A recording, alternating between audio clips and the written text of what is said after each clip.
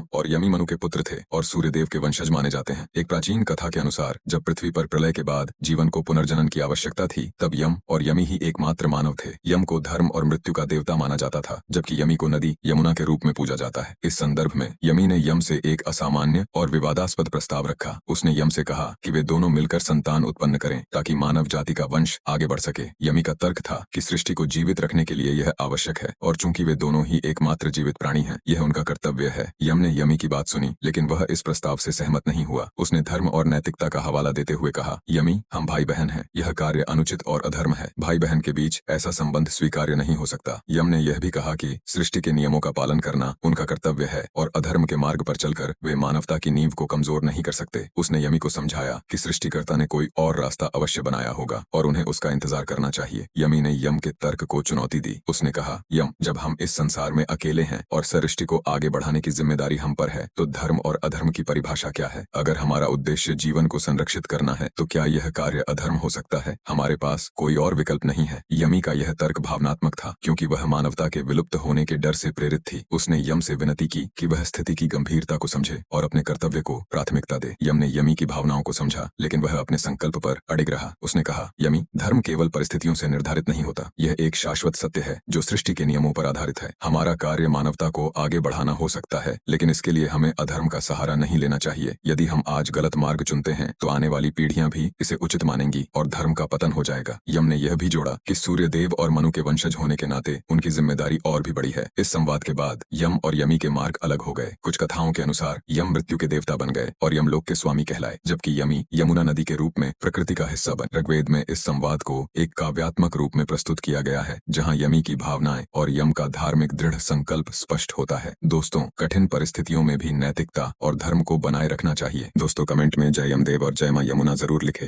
दोस्तों, वीडियो अच्छी लगी तो लाइक और कमेंट करके चैनल को जरूर सब्सक्राइब कर देना। आपका बहुत बहुत धन्यवाद।